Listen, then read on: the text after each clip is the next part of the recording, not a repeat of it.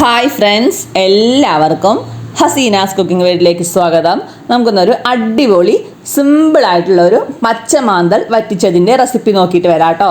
അതിനായിട്ട് ഞാനിവിടെ ഒരു 10 തക്കാളി നല്ലപോലെ ചെറുതായിട്ട് കട്ട് ചെയ്തെടുത്തിട്ടുണ്ട്. ഒരു 6-7 പച്ചമുളക് കീറിയത്, ഒരു 1/4 കിലോ അളവിൽ ചെറിയ ഉള്ളി ചതച്ചെടുത്തത് കേട്ടോ. ഇനി ഒരു മൺചട്ടി വെച്ചിട്ട് അതിലേക്ക് നമുക്ക് ചതച്ച് വെച്ച ചെറിയ ഉള്ളി ഒന്ന് ചേർത്ത് കൊടുക്കാം. തക്കാളിയും പച്ചമുളകും അതും കൂടെ ഒന്ന് ഇട്ട് കൊടുക്കാം കേട്ടോ. പച്ചമുളക് നമുക്ക് ഇതുപോലെ നീളത്തിൽ വേണം കീറിയെടുക്കാനായിട്ട്.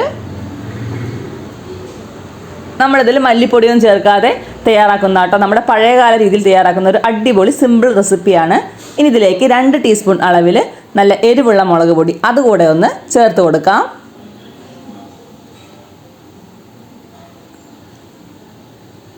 ഒരു ടേബിൾ സ്പൂൺ അളവിൽ ഉപ്പ് അതുകൂടെ ചേർത്ത് കൊടുക്കാം. ഇനി ഇതിലേക്ക് ഒരു ടീസ്പൂൺ അളവിൽ മഞ്ഞൾപ്പൊടി അതും കൂടെ ചേർത്ത് കൊടുക്കാം.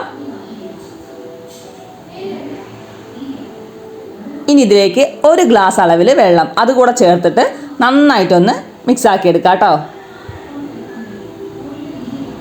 നല്ലപോലെ മിക്സാക്കിയിട്ട് നന്നായിട്ടൊന്ന് തിളയ്ക്കാനായിട്ട് വെക്കണം. വെള്ളത്തിൻ്റെ അളവ് ഒരുപാട് കൂടിപ്പോകരുത് കേട്ടോ. 1 ഗ്ലാസ് അല്ലെങ്കിൽ ഒരു 1.5 ഗ്ലാസ്, അതിൽ അധികം ചേർക്കരുത്. ഏകദേശം ഒരു 1.5 ഗ്ലാസ് വെള്ളം ചേർത്ത് നമുക്കൊന്ന് തിളയ്ക്കാൻ വെച്ചിട്ടുണ്ട്. ഞാനിവിടെ ഒരു 1/2 കിലോ മാന്തൽ ഇതുപോലെ നന്നായിട്ടൊന്ന് ക്ലീൻ ചെയ്തെടുത്തിട്ടുണ്ട് കേട്ടോ. നമ്മുടെ കറിയൊക്കെ നല്ലപോലെ തിളച്ച് വന്നിട്ടുണ്ട്. നമുക്കിനി ഇതിലേക്ക് ഒരു 1/2 മൂടി തേങ്ങ അതുകൂടെ അരച്ചതൊന്ന് ചേർത്ത് കൊടുക്കാം.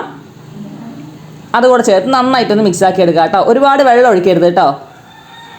നമ്മുടെ കറിയൊക്കെ നല്ലപോലെ ഒന്ന് തിളച്ച് വരണം. നന്നായിട്ടൊന്ന് തിളച്ച് വന്നിട്ടുണ്ട്.